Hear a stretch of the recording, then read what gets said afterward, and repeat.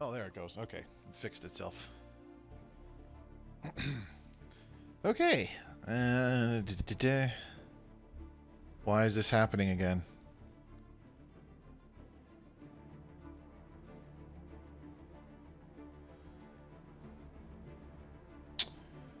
And there goes all the bandwidth. Yep. Yep. Yep. I really shouldn't be too surprised.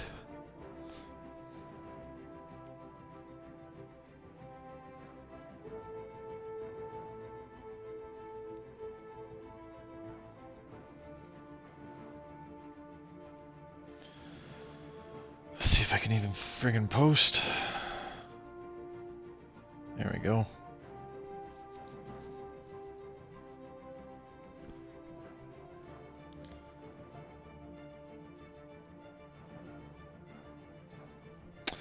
Apparently I can't post. Whatever. Okay, what's going on, everybody? It's Mobius Y here.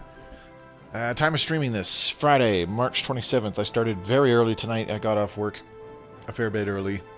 Not much going on there, although I'm sure that's true for a lot of people. So yeah, I'm still having issues connecting with other people in parties, joining other people's games, and this is not just in Stellaris Console Edition, this is Xbox Live in general. So, you know, whatever. I don't even know if I'm live right now. Is my phone going to tell me that I'm live? Hello? Yeah, okay, we're good. Okay, we're good to go. Now, my tweet and my announcement in the Discord might not have posted whatsoever. You know, that's fine. I got a feeling I'm not even going to bother watching chat because it doesn't seem to even seem to be loading. Brilliant.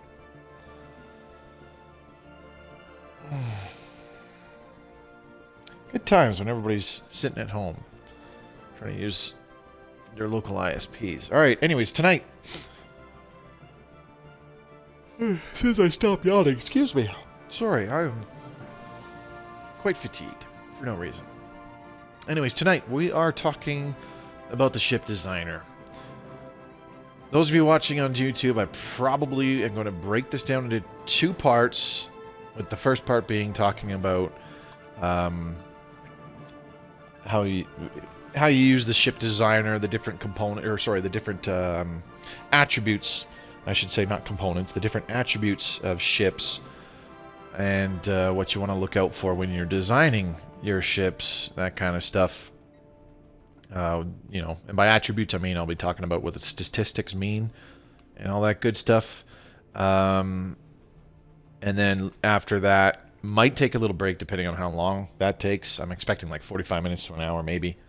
Might take a little break, but after that we'll be going into some actual ship designs, not, you know, super duper awesome mega fantastic ship designs that are like, oh my god, this works, this will work every goddamn time, it's the best ship design, you should always design your ships this way. Nothing like that. Just ideas for what would make good designs for ships depending on your situation. I'll come out and say this right now, that the best ship designs are the ones that are tailored specifically to combat the opponents you'll be going after in a war. So to start things off, I'm just going to go new design. Let's go just do like a cruiser. Okay. And we'll just do some stuff. Blah, blah, blah. So we'll just leave that alone. So when you're using the ship designer, it's on the left here. It's this one. It's called Ship Designer. You can either select a current design that you have in your list, and I have a lot, as you can see. Blah blah blah blah blah blah. There, now we're actually on our civilian ships. I have a lot of designs because I just had them like saved for when I get to a specific part of the topic. How these will work is, let's say I built a bunch of Corvettes. If I built this upgraded class Corvette and then I went into Ship Designer and I changed it, and I didn't, like, not even by putting better stuff on, by quote unquote upgrading it, but I just changed the design, the upgraded class of the upgraded class Corvette. Any fleets with the upgraded class corvette, for example, I only have the one fleet here now, but if it had any of those particular corvettes, that fleet will light up with this upgrade fleet icon.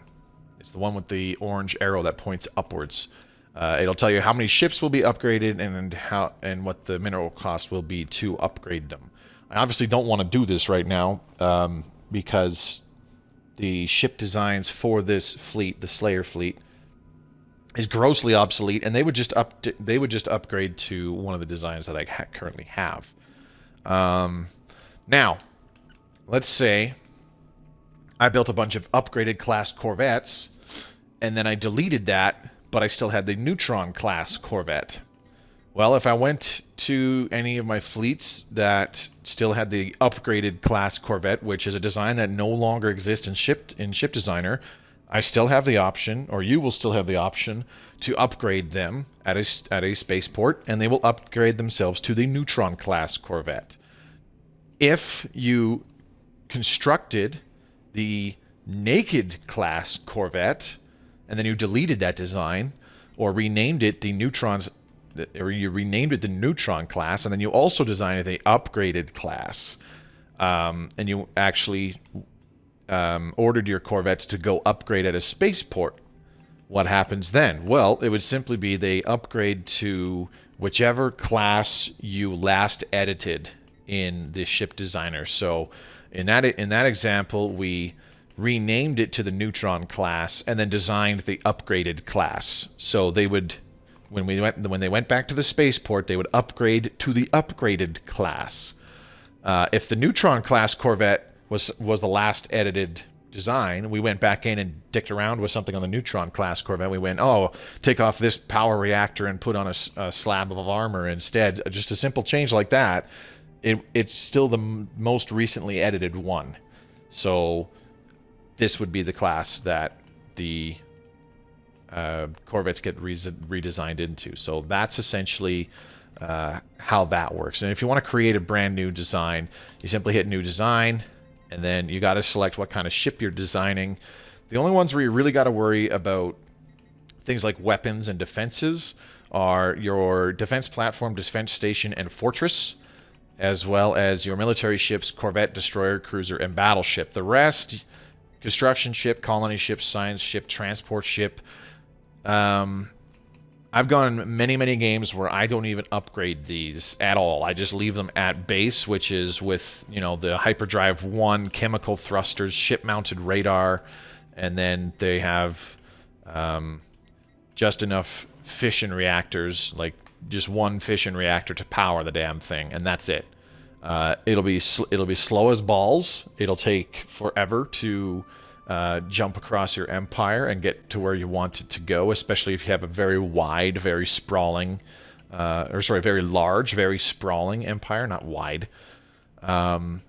So it'll take a while. So that is some incentive to actually redesign your civilian ships and upgrade them with, better hyperdrives so that their jump charge time is less, so that they jump from system to system more quickly. And, plasma thrusters, impulse thrusters, better thrusters so that they have better sublight speed when they're traveling around doing their given orders in a star system. And then the sensors doesn't really matter too much, because sensors tend to increase sensor range and tracking is something for weapons, so that doesn't really matter. But if you do want your civilian ships to have an enhanced sensor range, by all means upgrade the sensor range. It's not going to do too much. Just make the ship cost more than with the base sensor system.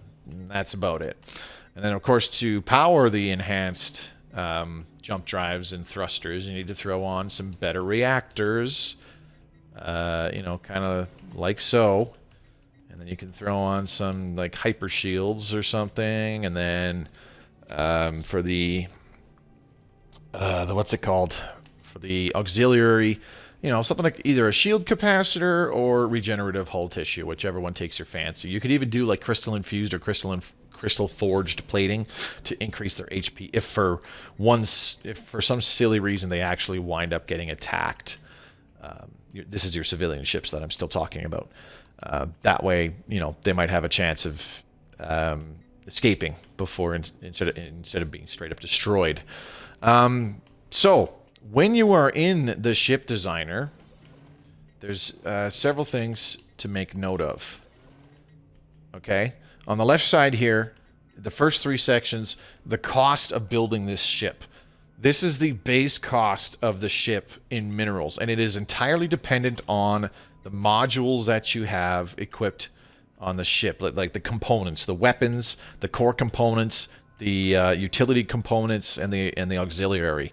All of those components cost minerals to equip on the ship. So, for example, if we go to the FTL drive, the Hyperdrive 1, on the right-hand side, you can see power usage 5 cost 5 minerals. The next one, power usage 7.5, cost 10 minerals, but it reduces jump charge time.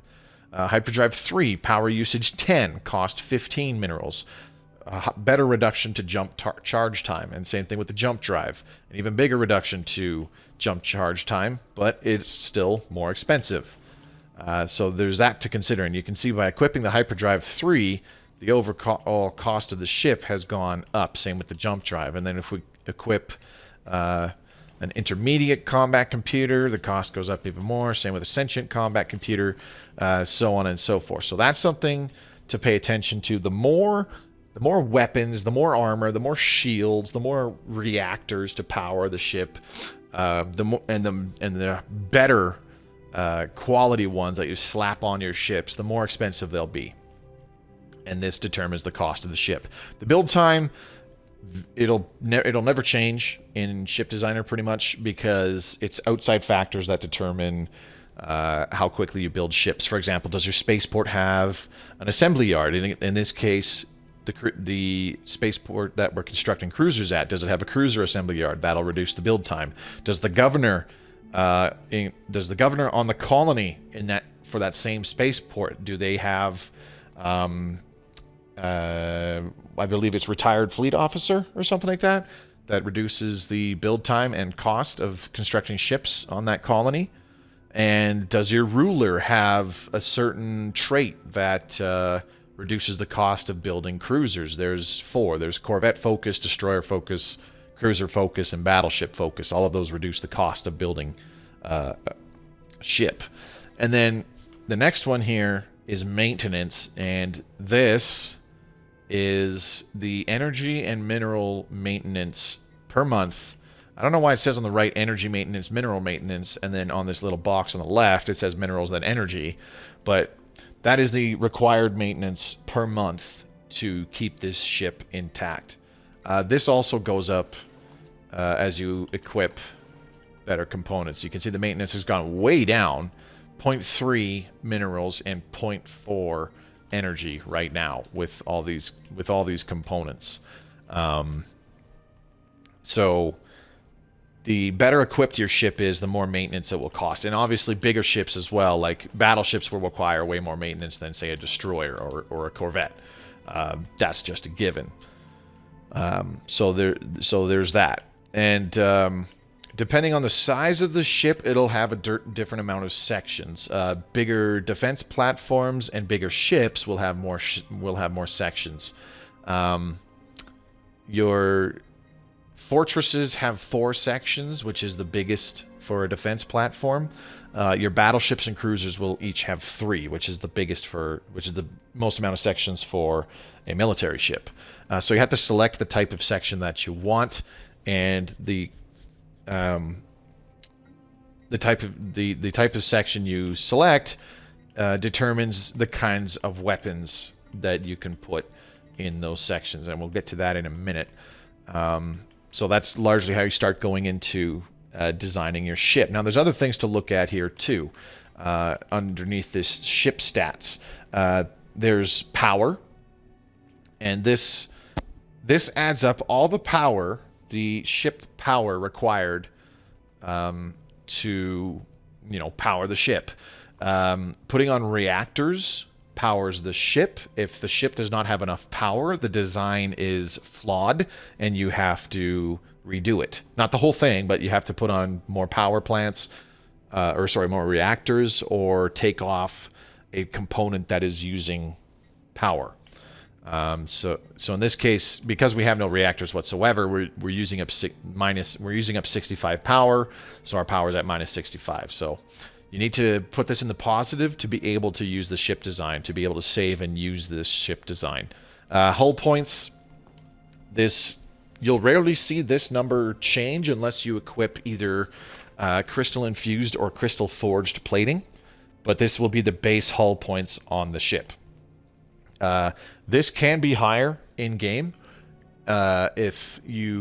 particularly if you complete the engineering repeatable hull integrity, and you can have way more hull points than is shown here in the ship designer. Armor is one of the layers of defenses. There's 3 layers of defenses. There's shields, as seen just below armor. There's shields, there's armor, and then there's hull. Shields is like another layer of hit points.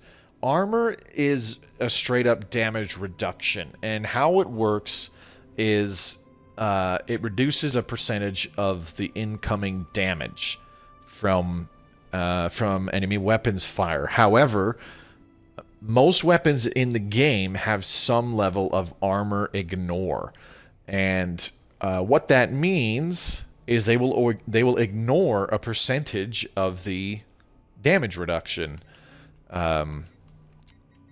from armor. So say, for example, in this instance, we only have 29% armor. Let's change that really quick. So let's just do a broadside bow, broadside core, broadside stern. We're going to equip some armor components to really crank that armor value up there for no reason other than the memes. This is overdoing it at this point. The maximum armor value that any ship can get is 90% damage reduction.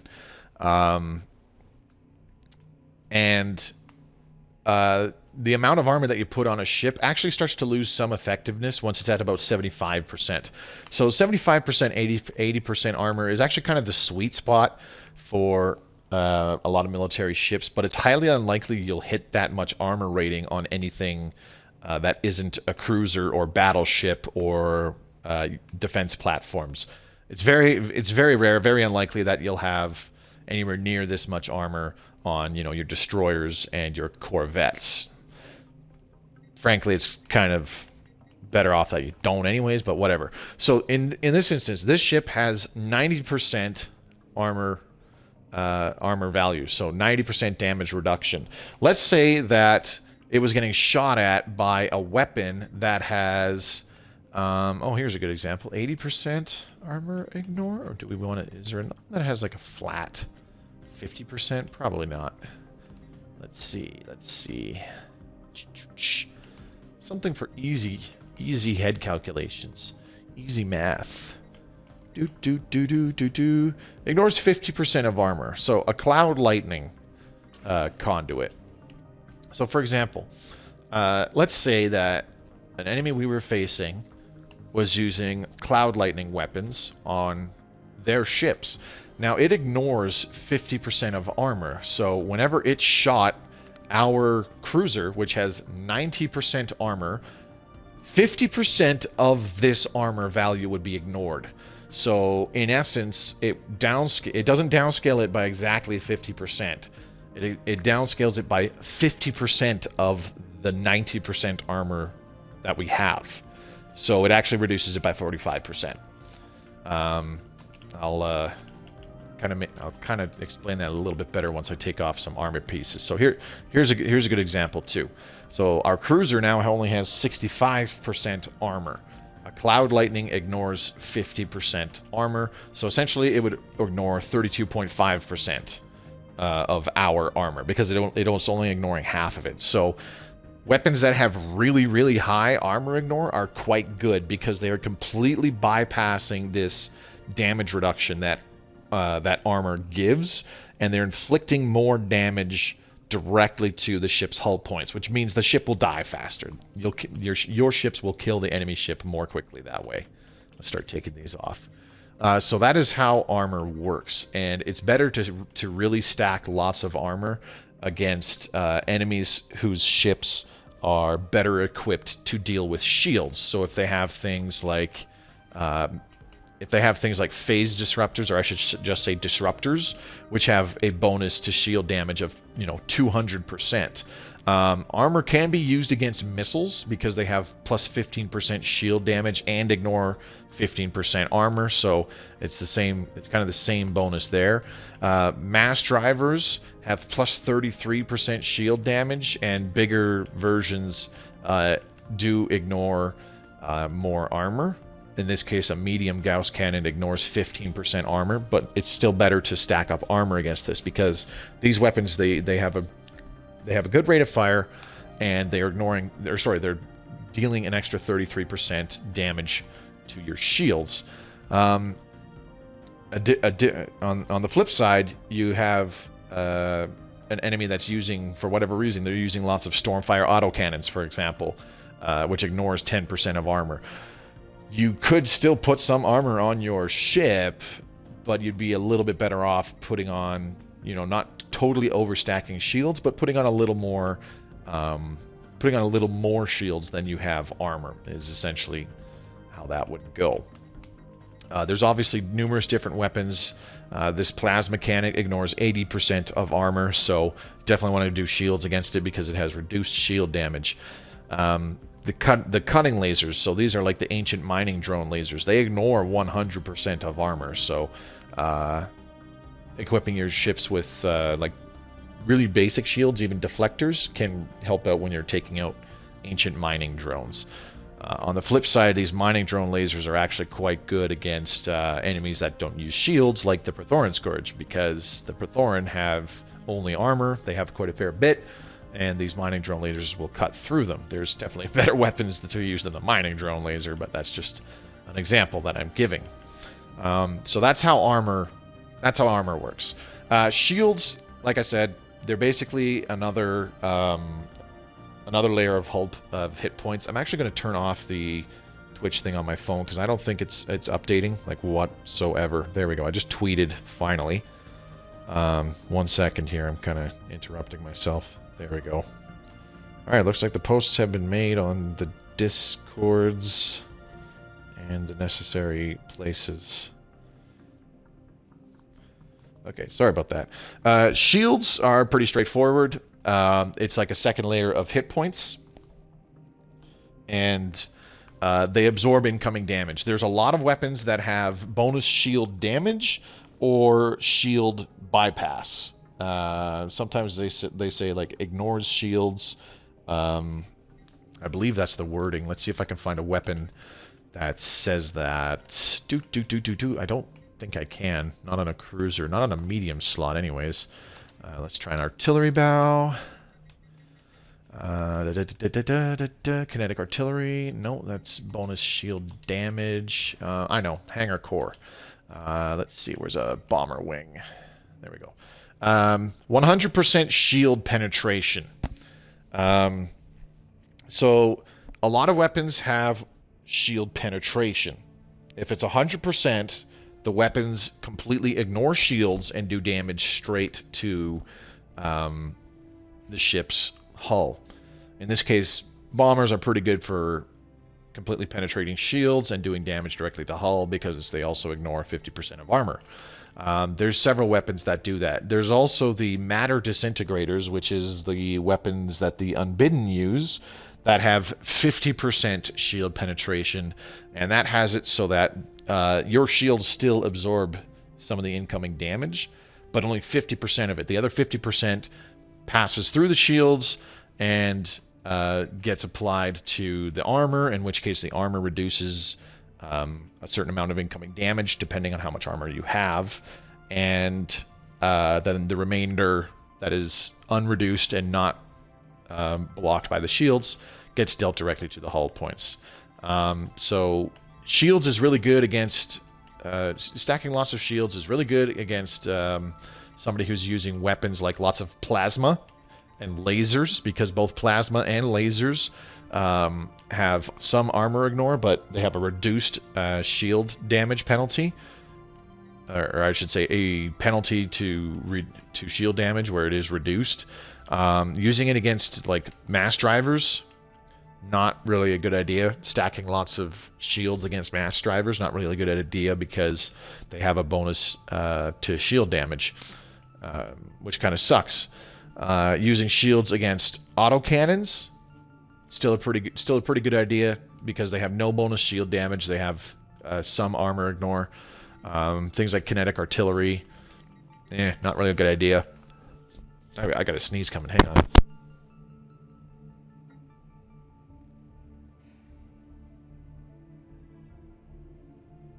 Okay, never mind. I think I'm good. And like I said before, the mining drone laser ignores 100% of armor, so it has no penalties or bonuses to shield damage, so you could use shields against enemies using that, which is pretty much just the mining drones. So that's shields. It's okay to use them. There's certain situations where it's simply more effective to completely forego shields and just slap on a butt ton of armor if you can. But, you know, whatever. Evasion. Okay, this one's a little tricky. Evasion is largely determined by the size of the ship, or I should say the class of the ship. Corvettes have naturally higher evasion because their base evasion is much higher than, say, a cruiser. Evasion can be increased with things like better thrusters. As you can see, the impulse thrusters have more sublight and combat speed and increase the chance to evade, compared to plasma thrusters, which only have +6 chance to evade. Impulse thrusters have +9. There's also other ways putting this fleet, like ships that are together in a fleet. You can put I believe, a gale speed or a trickster admiral. I can't remember. I think they both increase evasion. Definitely trickster. I can't remember about gale speed though. I know gale speed increases sublight speed. But anyways, you can assign an admiral that has a trait to increase evasion. There's also a certain kind of computer called the or no, sorry, that's not evasion. Excuse me. There is also the enigmatic encoder, which is you can put in one of the as a component that goes in one of these A slots. That is one of the technology rewards for successfully completing the enigmatic fortress. You can put those on, and it increases evasion by a fair amount. There's numerous other ways to increase evasion. I'm not going to go too much into it, but evasion essentially reduces the odds that an enemy weapon, an enemy's weapon will hit you. Higher evasion works better against larger weapons because larger weapons tend to have worse accuracy and tracking. If your ships have really good evasion, like if your corvettes have impulse thrusters and the enigmatic encoder, further increasing evasion, and I think the precognitive interface actually increases corvette evasion as well.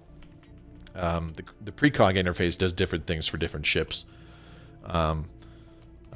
but I do believe it increases corvette evasion. So if you if you stack a whole boatload of evasion on your corvettes, it's very likely that the enemy's weapons will have a harder time hitting them. If they use a lot of large weapons, then your ships can't take damage if they're not getting hit. Combat speed, again, largely determined by the size of the ship, and this speed is increased with your thrusters, as well as the afterburners and advanced afterburners special components. So you can increase that. That's largely just, when a fleet battle typically starts, the combat speed just increases how quickly your ships get into range with their weapons. Damage, this gives you an average of the total damage your ship can do every day with its total weapon loadout. So say we went broadside, and we just slapped on a whole bunch of medium plasma cannons.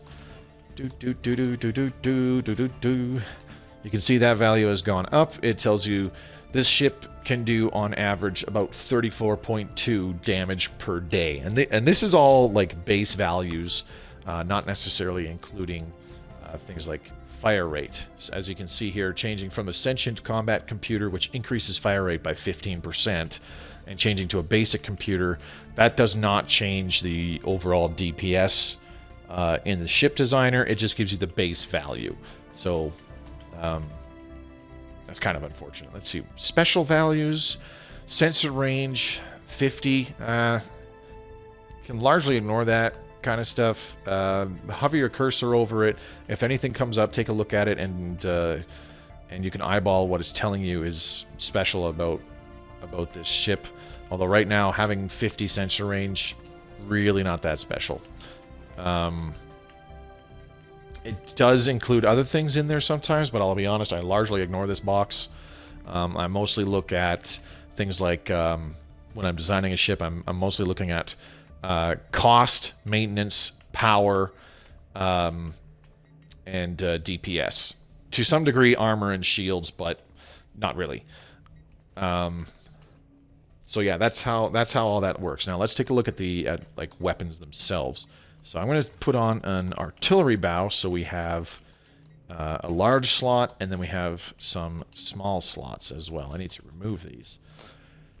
Okay, so the actual components for weapons and utility slots tend to come in 3 sizes. So we're not talking about the core components, which is your hyperdrive, your combat computer, or I should just say your computer. And the computers can be changed on some civilian ships, like you can change it on your science ship to make them more effective at finding anomalies, for example.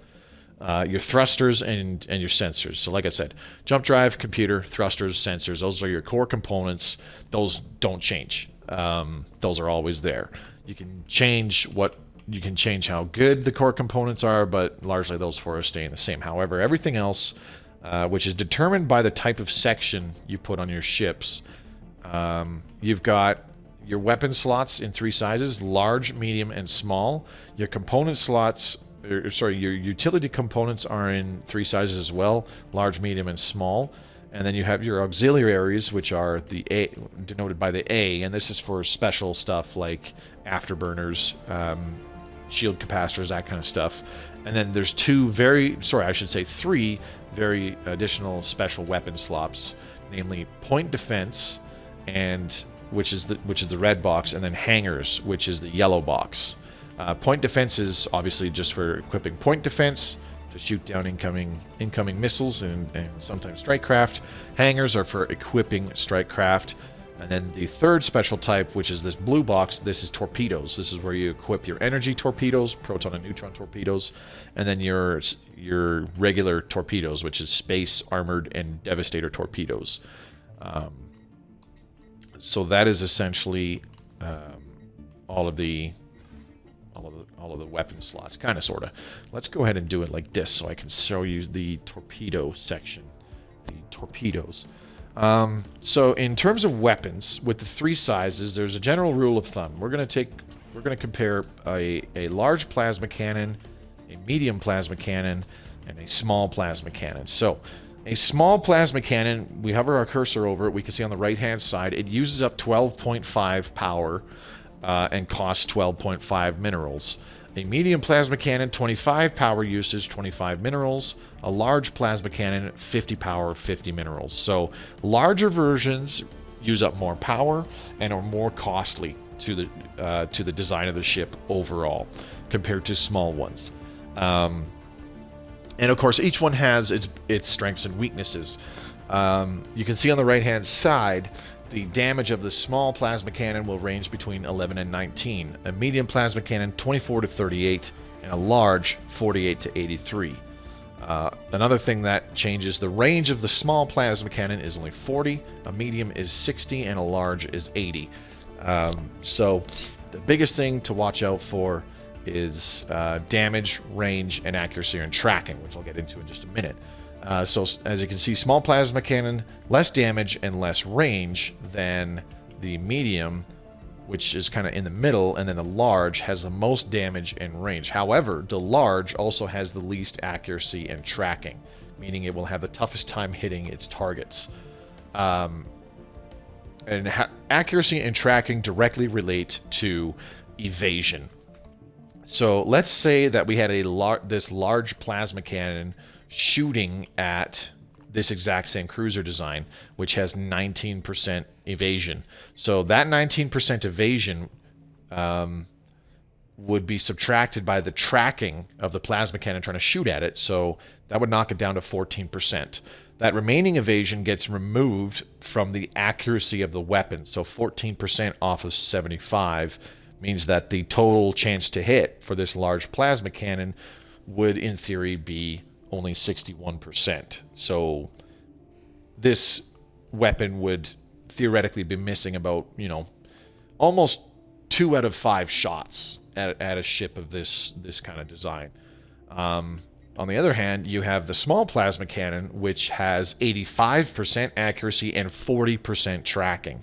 So the evasion, the 19% evasion, subtracted by the 40% tracking, drops the evasion all the way down to 0, meaning that the small plasma cannon will pretty much retain its 85% accuracy rating. So it will have a much better time hitting its targets. And then the medium plasma cannon is kind of in the middle with its 80% accuracy and 20% tracking. So the 20% tracking still subtracts all of the evasion down to 0. You're left over with 80% accuracy. So the medium plasma cannon will still hit most of its shots. 1 out of 5 might miss. So that's essentially how that works. If you're going up against an opponent who is using a lot of smaller ships or just has certain components on it that increase the evasion of its ships, you need to increase your own tracking. Now, sensors typically increase tracking by default. You have the basic sensors at the start of the game. The Tier 2 increases tracking by 3, the Tier 3 increases tracking by 6, and the Tier 4 increases tracking by 9. There's other ways to increase this. For example, you're building a spaceport module called the Fleet Academy. Increases the chance to hit and the tracking of ships built on that spaceport by, I think, +3 each. There is also the opposite of the enigmatic encoder, which increases the evasion of your ships. There is also the enigmatic decoder, which increases the accuracy and tracking of your ships, and you can put it in these little A slots here. What else is there? I'm trying to remember. I think that's about it. But largely, most of the time you'll find that the general increases to tracking as the game progresses, it still cancels out the evasion so that they stay relatively the same throughout the whole game. While you're increasing your tracking and evasion at similar rates just because you're getting better technologies, so are your opponents. So you largely don't need to worry about it too much. It's only in special cases where certain empires, if it's a player or whatnot, if certain empires are using things to intentionally increase their evasion, such as enigmatic encoders, and a trickster, I think it is, or a gale speed, I can't remember which, admiral as well, that kind of stuff. Then you want to worry about increasing your own tracking. Also, the precognitive interface computer, which I don't have in this save file, will also increase tracking on a lot of your ship types. Not on all of them, but on things like your battleships, for example, it will increase the tracking on that. So there's all that. Now, as you can see, with this particular ship design, our power shows -152, and you want to glance on that as you're designing your ship. So let's just throw some weapons on here. Let's do neutron torpedoes and plasma cannons up the yin-yang. So we need to equip enough reactors to power the ship. So we equip a 0-point reactor, a large one, which generates 120 power. And you can see that power is going way up. And then we equip a third large one. The power is now +75. So we could essentially save this ship design and then construct the Arnhem class cruiser in our spaceports. And then, of course, we can change it and then upgrade it later on. The same slots where you equip power is also where you equip things like your shields. So let's say, oh man, I want to equip a boatload of shields because shields, yeah. Well, you've equipped too many hyper shields now because we are the ship is now underpowered. So to combat that, you go, oh crap, well, how do I reduce the power usage? Well, let's equip some armor instead. Armor costs less than shields. In this case, neutronium armor costs less than the medium hyper shields, and it doesn't require additional power. So let's put those on. Well, now what do we do for the A slots? Well, we need to find something that doesn't use any power, like the advanced afterburners or the shield capacitor. So we can put on like a crystal infused plating and a regenerative hull tissue. So we're still sitting at 0 power, which is okay, and we have a cruiser design. Yay! You can save this, you can build this, you can put it in your fleets now, whatever. I would like to also note that if you pay attention on the left-hand side there to the overall damage as well as the evasion, I'm going to equip even more power plants. You can see the evasion and the damage are both actually going up. When you equip a whole boatload of power plants, or I should say reactors, on your ships, the excess power does apply to more evasion and damage. As you can see here, plus 6% evasion from excess power, and then here plus 6% extra damage because of the excess power. So equipping more power plants for more damage, you could do that, but that also means your ships are still more likely to die faster than other ships. You know, I use the word likely pretty loosely. It's not a guarantee, but that's entirely possible. However, you can do that. It is totally okay if we just changed up our earlier design, if we use less shields and we have some excess power. In this case, only plus 25. It gives us an extra 0.1% evasion and God knows how much damage. You know, no big deal. You can do that. How much damage did it give us? Oh yeah, less than 0.3. Brilliant.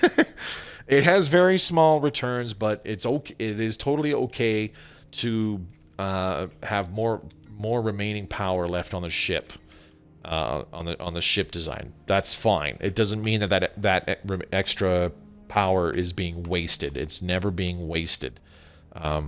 So if you design a ship and you don't have it at exactly 0, like this particular design, you know, say you have psionic shields which use up more power, and you're like, oh man, I just have too much power. I have to slap on a thing of armor, and now I have plus 15 power left over. That's not a big deal. That extra power isn't being wasted. So do keep that in mind. One more thing I did want to note is that shields, well, I guess I could say the same thing about most components, but the components in general amounts to, let's take a look at the ship design here. As you can see, an artillery, we can use the artillery bow for the cruiser, and that has 1 large weapon slot.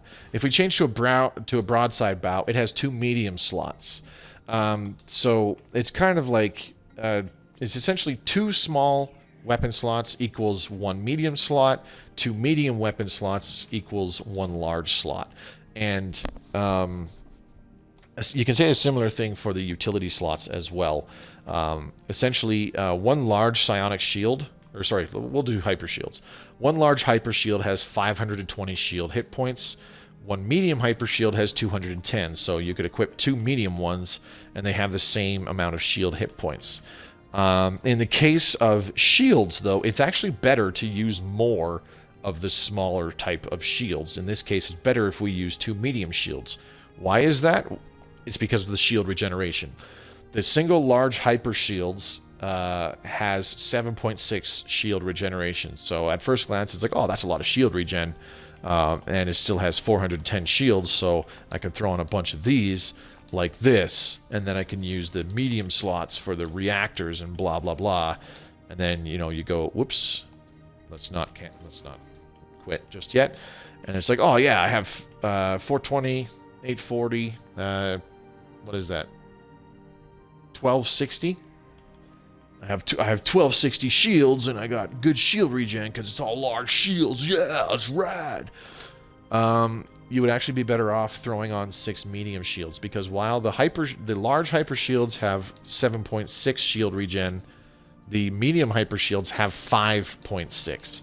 So if we throw on 6 medium hypershields, we still have 210, 420, 630, 840, 1050, 1260 total shield hit points. But the shield regen, instead of only being, what would this be? So that'd be 1.8 plus 21. So you're looking at 22.8 from the 3 large hypershields. However, with the 6 medium hypershields, they're at 5.6. So 5 times 6 is 30, and then 0.6 times 6 is 3.6. So they would actually have 33.6 shield regeneration, which is quite a bit better than the 22 point whatever that I just quoted for having 3 large hypershields.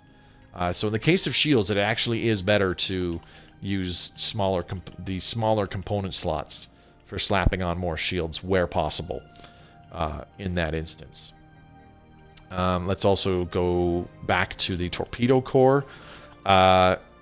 The 2 types of torpedoes, the Devastator torpedoes, or I should say the regular space torpedoes, 100% shield penetration, so they will completely bypass shields and all their damage will go straight to the armor and hull, and they ignore 50% of armor. However, they are vulnerable to point defense because they have only 6 points of HP, of hull points, and they have 0% evasion. So point defense shoots them down very well, and I'll show you why in just a sec. Energy torpedoes, like proton-neutron torpedoes, which have plus 200% shield damage, they technically do less average damage per day than Devastator torpedoes, but they have plus 200% shield damage, and they cannot be shot down by point defense, or flak, by that matter. So, energy torpedoes do have a significant advantage over regular space torpedoes. Now let's go ahead and take a look at what I just said, which is flak and point defense, and we're also going to talk about strike craft. So I can put on a torpedo bow. There we go. Okay.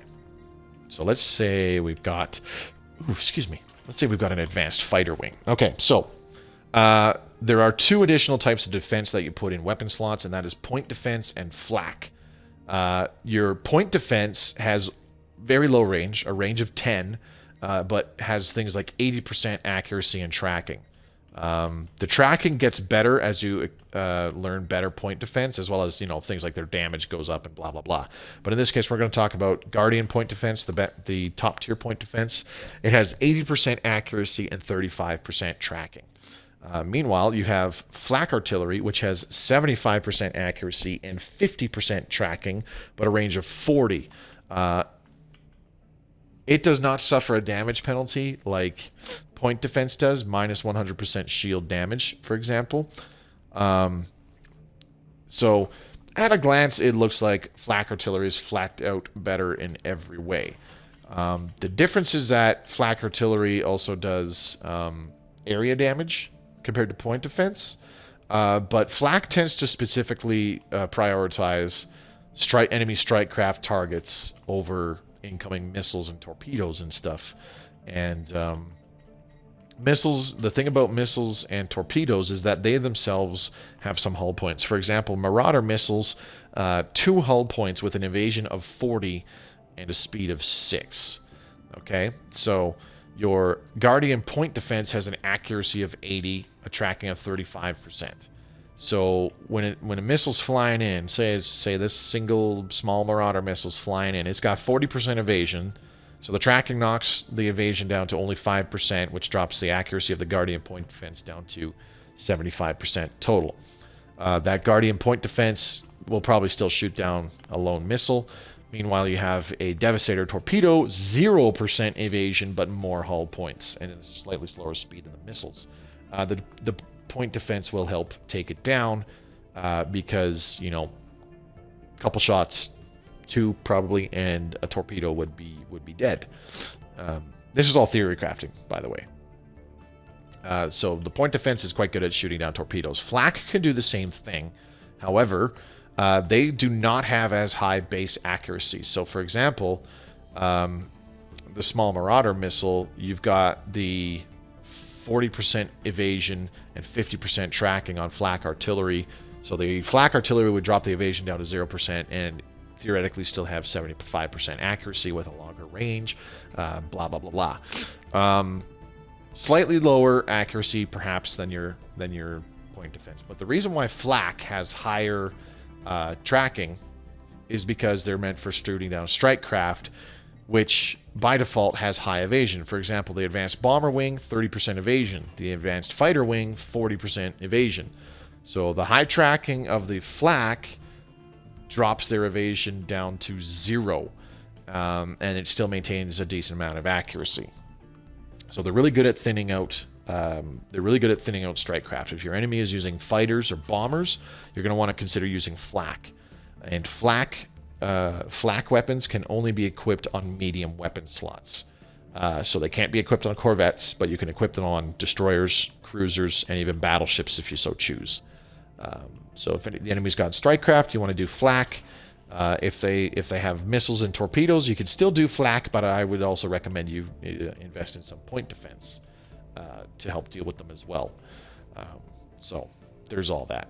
There's always a lot to consider when you're designing your ships. Like I said, the big thing is to determine the design of your enemy's ships and tailor your ships to specifically counter them. Unfortunately, some things that I don't have are a lot of this, like any of the psionic technologies. I don't have precog interface. I don't have psi jump drive, and I don't have what the heck's the other thing? There's got to be something else. Oh, I do have psi shields, but like that's it right now. Okay, with that said, I think it's time to get into.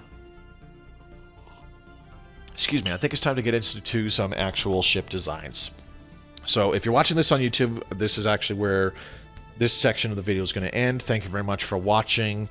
Hope to see you again real soon. Subscribe to the channel for more Stellaris Console Edition content. Dangle my dongle so you are notified when I upload a new video. Check out my playlists, Let's Play Stellaris Console. This one's in the Stellaris Mechanics playlist, where I'm putting more detailed discussions and breakdowns of how the game works and how you want to maximize your Empire's effectiveness in certain playthroughs and whatnot. So this is actually going to be the first where I do give like a kind of intermediate/advanced video in there.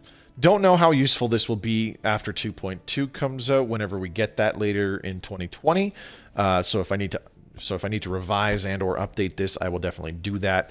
I don't think that would be necessary though. So thanks very much for watching. This is Mobius Y, ending this particular YouTube video.